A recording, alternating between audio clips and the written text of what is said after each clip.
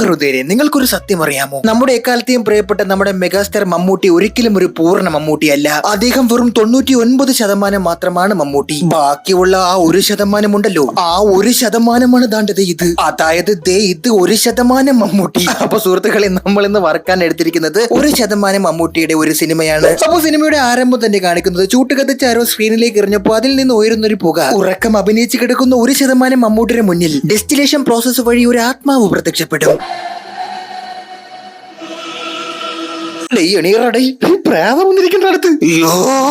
ഈ പ്രേതം ആരുടെയോ വീട്ടിൽ വളകാപ്പ് കഴിഞ്ഞ് വരുന്ന വഴിയാണ്. കണ്ടില്ലേ, വൈറ്റ് ഗൗണും മൈലാഞ്ചിയും. ബംഗാളികളെ യൂറിക് ആസിഡ് ഉണ്ടാക്കണം. മറ്റേ അച്ചുരാറ്റു അല്ലേ? വേന്തര വെകടാ. പ്രേതം ഉണങ്ങി എന്ത്, പള്ളിയിൽ അച്ഛനാണെങ്കിൽ എന്ത്. പാതിരാത്രി പറത കേട്ട് അവന്റെ മുമ്പ് ആരും കയറി ചെല്ലല്ലേ. ഗൈസ്, ഇവർ ഇവിടെ സംഗമിച്ചു കൊണ്ടിരിക്കുമ്പോൾ അതാ നോക്കൂ, പെട്ടെന്ന് അവിടെ മറ്റൊരു ആസ്മ പിടിച്ച പ്രേതം കടന്നു വരികയാണ് ഗൈസ്. ഇത് മറ്റേ ബിഗ് ബോസിൽ മണിയടിച്ചിടുന്ന അതല്ലേ? എനിവേ ഗൈസ്, അതാരെങ്കിലും ആകട്ടെ, ഒരുമിച്ച് ഒരേ ഏരിയയിൽ കയറിയ 2 പ്രേതങ്ങൾ പരസ്പരം കണ്ടുമുട്ടിയാൽ എന്ത് ചെയ്യും ഗൈസ്? അതെ, അത് തന്നെ. അവരൊരു കാർഡിയോ ടെസ്റ്റ് നടത്തും. കൊള്ള, രണ്ടുപേരും നല്ലോലെ വലിപ്പിക്കുന്നുണ്ട്. അല്പം മോണ്ടക്കൽസി ഇൻഹേലർ ഓടിച്ച് എവിടെയെങ്കിലും പോയി കേടായി. ഇതെന്താ ഈ പെണ്ണ് കാണിക്കണേ? ഒരു പാവപ്പെട്ടവനെ രാത്രി ഇത്തിരി കിന്നാ സ്വപ്നവും കൊണ്ട് കിടന്ന് ഉറങ്ങിയപ്പോ 2 അവളുമാരും കൂടി വന്നു നിന്ന് അവനെടുത്ത് മോണോ ആക്ട് മെമിക്രിയും കാണിക്കണം. അയ്യേ, ഇതിന്റെ കണ്ണൊക്കെ ചൊപ്ര കണ്ണായി. ഇറങ്ങി ഓടടാ അപ്പക്കാളെ. പിന്നെ ഇതെന്തോന്നത്?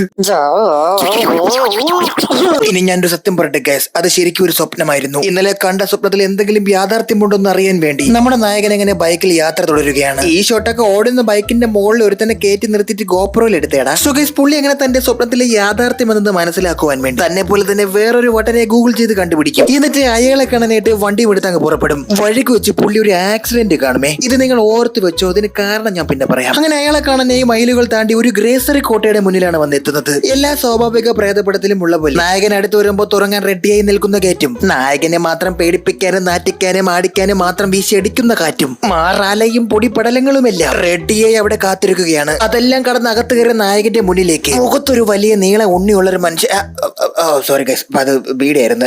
അല്ല, ചുരുട്ട്. സോ ഗൈസ്, ഇവർ എന്താണ് പറയുന്നതെന്ന് വെച്ചാൽ, ഈ വീട്ടിൽ ഒരു ദുർമരണം നടന്നതാണ്. കുറെ കാബാലികന്മാർ ചേർന്ന് ഒരു പെൺകുട്ടിയെ വീട്ടിലിട്ട് പീഡിപ്പിച്ച് കൊലപ്പെടുത്തിയെന്ന് പറയപ്പെടുന്നു. പക്ഷേ അവരെ ഒന്നും പോലീസുകാർക്ക് തൊടാൻ പോലും പറ്റില്ല. അവരൊക്കെ അവിടുത്തെ ഉന്നതന്മാരായിരുന്നു. കണ്ടില്ലേ, സക്കർബർഗിന്റെ പരീക്ഷണത്തിൽ ഫെയിലായിപ്പോയ റോബോട്ടൊക്കെ വന്നിരുന്ന അവർക്ക് വേണ്ടി വാദിക്കുന്നത്. കാലപ്പയം കൊണ്ടങ്ങാനും ഇനി ഊഴാനിറങ്ങിയാൽ അന്ന് തീർക്കുന്നു ഞാൻ. ആ പ്രമുഖന്റെ മുഖം നോക്കിയാണ്. ബട്ട് ഗെസ് വാട്ട് ഗൈസ്, അവർക്കൊന്നും അധികം ആയുസ് ഉണ്ടായിരുന്നില്ല. അതിലൊരുത്തൻ കുളത്തിൽ കിടന്ന് ഐസ്ക്രീം കഴിക്കുമ്പോൾ മരിക്കും. കണ്ടില്ലേ, അവന്റെ വായിൽ തിന്ന ഐസ്ക്രീം ഇരിക്കുന്ന. വേറൊരുത്തൻ റോഡിൽ മരിച്ച് വടി പോലെ കിടക്കും. മീശയിലെ ഡൈ താഴോട്ട് ഒലിച്ചിറങ്ങണടാ. ആ നാക്ക് വെച്ചൊരു നക്കം കൊടുത്താണ്. പിന്നൊരുത്തൻ ബൗൾ ചെയ്യണ കണക്ക് മറ്റൊരുത്തൻ ക്യാച്ച് പിടിക്കുന്ന പോലെ മരിച്ചു കിടക്കും. എല്ലാം അതിവ്യത്യസ്ത മരണങ്ങൾ. 10-20 വർഷത്തെ എന്റെ എക്സ്പീരിയൻസ് വെച്ച് നോക്കുമ്പോ വിശ്വസിക്കാൻ പറ്റാത്ത പലതും എനിക്ക് വിശ്വസിക്കേണ്ടി വരുന്നു. ഈ പടം ഞാൻ കണ്ടു എന്നുള്ളത് എനിക്കും വിശ്വസിക്കാൻ പറ്റുന്നില്ല.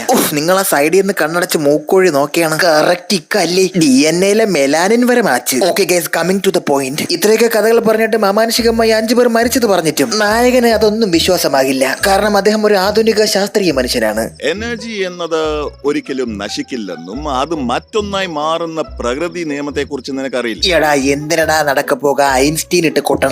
അങ്ങനെ അറിയാതെ പറഞ്ഞു പോയി എനർജി നശിക്കൂല. പിന്നെ യുവമാരൊക്കെ കക്കൂസി പോയാൽ ഇപ്പൊ പറയണ എനർജി നശിക്കൂലെന്നാണ്. Embassy Square. ഇനിയാണ് റിയൽ കഥ. ഈ കൊലപാതകമൊക്കെ നടന്ന വീട്ടിൽ 2 സ്ത്രീകൾ താമസിച്ചിരുന്നു ഇതിനു മുന്നേ.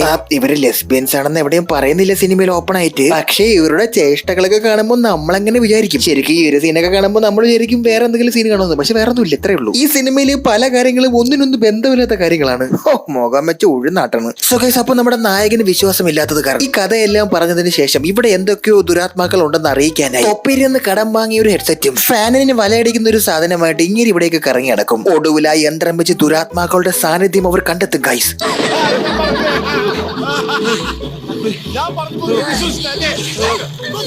എന്തായത് നാടകം? അതാ വല്ല DJയാ. ഒരു ഗുമ്മിന് പ്രേതം വരുമ്പോ കുറച്ച് ഫ്രഞ്ച് ഫ്രൈസും കൂടെ കാര്യത്തിൽ തെറിപ്പിക്കാറുണ്ട് ഗൈസ്. ഈ അലമ്പ് പരിപാടികളെല്ലാം കഴിഞ്ഞ ശേഷം നമ്മുടെ 2 ചത്തുപോയ പ്രേതങ്ങളില്ലേ, അതിൽ ഒരുത്തിരി ഡയറി എടുത്ത് നമ്മുടെ ആളെയും ഇരുന്നങ്ങ് വായിക്കും. എന്നിലെ എന്നെ തേടി എന്നുള്ളിൽ ഞാൻ തിരഞ്ഞെങ്കിലും എന്നുള്ളത്തിൽ ഞാൻ കണ്ടതോ എന്നിലെ നിൻ മുഖം മാത്രം. എടാ ഇത് വള്ളത്തോളിന്റെ പ്രേതമാണോടെ? അല്ല പിന്നെ എഴുതി വെച്ചേക്കണ നോക്ക്. ഇത് ഇങ്ങനെയൊക്കെ വള്ളത്തോളിനല്ലേ എഴുതാൻ പറ്റൂ. എന്നുള്ളിൽ ഞാൻ തിരഞ്ഞെങ്കിലും ഉള്ളിത്തിരി.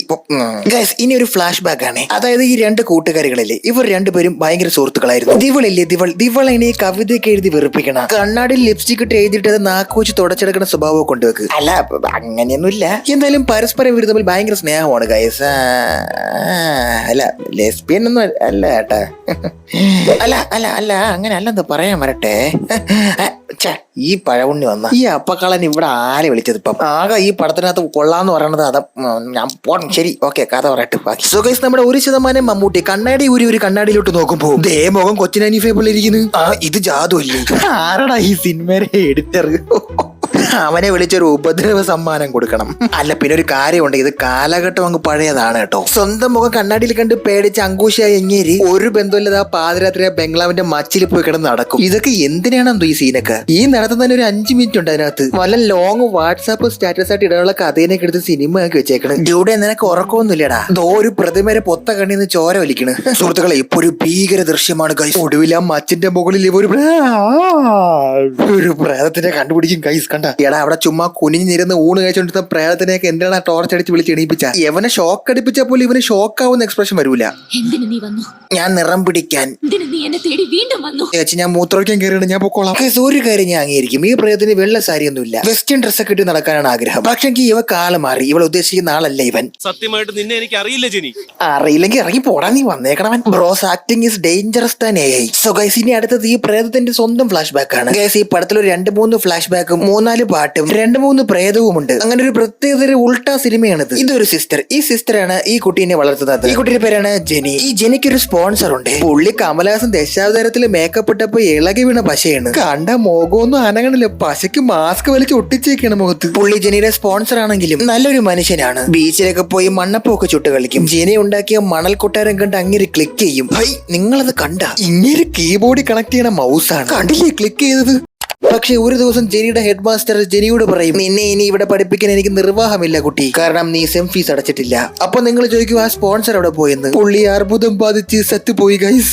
നിന്നെ പോലെ ബ്രില്യന്റ് ആയിട്ടുള്ള ഒരു സ്റ്റുഡന്റിനെ ടേം ഫീസ് കെട്ടാത്തതിന്റെ പേരിൽ പുറത്താക്കുന്നതിൽ എനിക്ക് നല്ല വിഷമമുണ്ട്. അത്രയ്ക്ക് വിഷമമാണെങ്കിൽ നീ ഒരു ഷവർമ വെച്ചങ്ങ് തിന്നി. വിഷമമുണ്ടെങ്കിലും ടേം ഫീസ് അടച്ചില്ലെങ്കിൽ സ്കൂളിൽ പഠിപ്പിക്കാതിരിക്കില്ലല്ലോ. വേറും പോക്കത്തരം. പക്ഷെ അവിടെ രക്ഷയായി നമ്മുടെ മറ്റേ കൂട്ടുകാരി എത്തും. അങ്ങനെയാണ് ഗൈസ് ശരിക്കും ഇവർ തമ്മിൽ കമ്പനിയാകുന്നത്.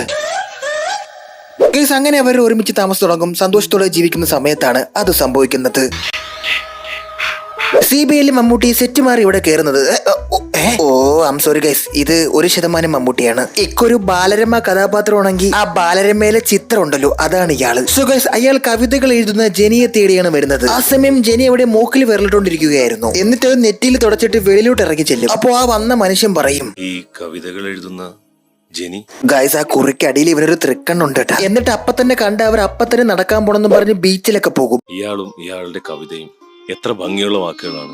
What A philosophy. എന്താടാ പറഞ്ഞ, നിന്റെ ഒരു പിരി എവിടെ പോയി കിടക്കണ കേട്ടാ. ആ ബന്ധം എന്തായാലും അങ്ങനെ അങ്ങ് വളരും. പക്ഷെ അത് ഇവളുടെ കൂട്ടുകാർക്ക് അത്ര ഇഷ്ടമല്ല. ഈ കിന്നരിപ്പൊക്കെ കണ്ട് അവൾക്ക് ദേഷ്യം വന്ന് ഒരു പാവം കണ്ണാടിയുടെ വാക്ക് കൊത്തി പൊട്ടിക്കും.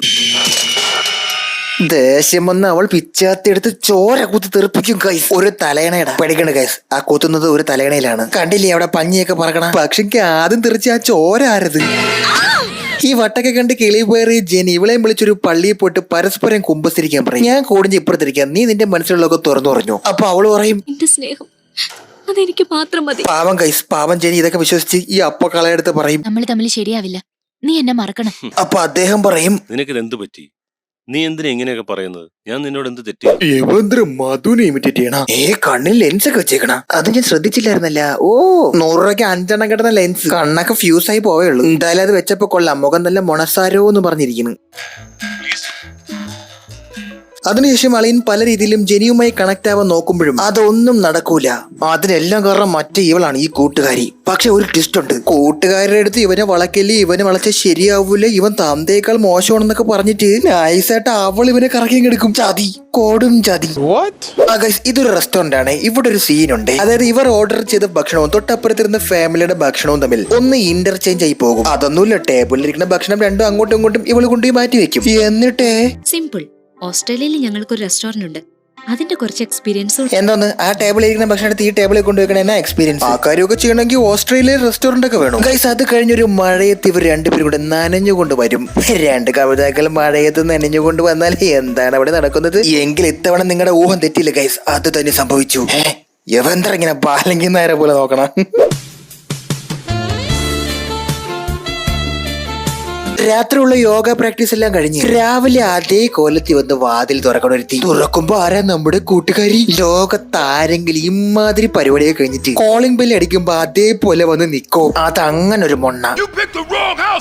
പിന്നെ മറ്റവളാണെങ്കിൽ ചത്തോളമായ നടക്കിയിരുന്നു ഒരു കാരണം കിട്ടാനേ. നേരെ കടലിൽ ചടി ചാവാൻ പോകും. പക്ഷെ നൈസായിട്ട് കാല് പിടിച്ചത് സോൾവ് ചെയ്യും. എന്നാൽ അന്നേ ദിവസം രാത്രി ഒരു കൊടൂര സംഭവം അരങ്ങേറും. തന്റെ കാമുകനെ തട്ടിയെടുത്ത വാശിയിൽ ജെനി തന്റെ ആത്മൂത്ര കൂട്ടുകാരിനെ കഴുത്തിൽ കയറിട്ട് ഇല്ലാക്കും ഗൈസ്.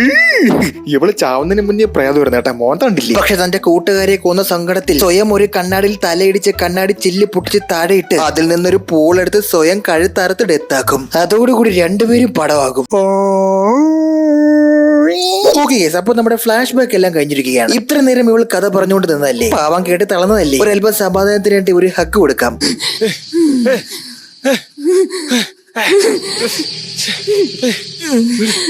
ഇവൻ എന്തിനാ ഇങ്ങനെ നടന്ന് ഇക്കിളി വിടുന്നത്? അവൾ പിടിച്ച് ഞെരിക്കുമ്പോ ശ്വാസം മുട്ടിയിരിക്കും.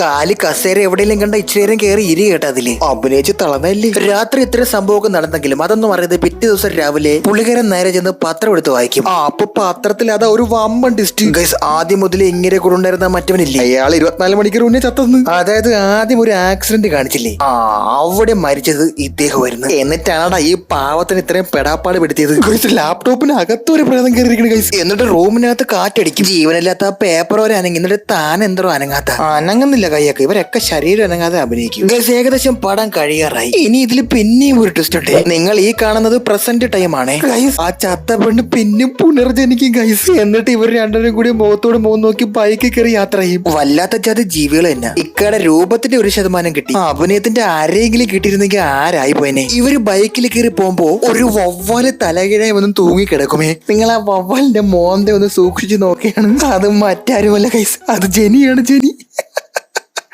Fear is the root cause of all the superstitions. A film by ജസ്പൽ Shanmugham. പള്ളിക്കൂടത്തിൽ പോകാതെ സിനിമ പിടിക്ക് ഇറങ്ങിയേക്കണം. ആ എഴുതി വെച്ചേക്കണം മൊത്തം ഗ്രാമർ മിസ്റ്റേക്ക്. എന്തായാലും ഇത് മതി. ഈ പടമൊക്കെ ദുൽഖറിനാണ് എന്തോ ആദ്യം വന്നത്. അല്ല, ദുൽഖറിനായിരിക്കൂല, മമ്മൂട്ടി ഓടിച്ചാൽ എനിക്ക്. അപ്പൊ ശരി ഗൈസ്, ഇന്നത്തേക്ക് ഇത് മതി. നമ്മൾ ഇനിയും കാണും. Thanks. Love you.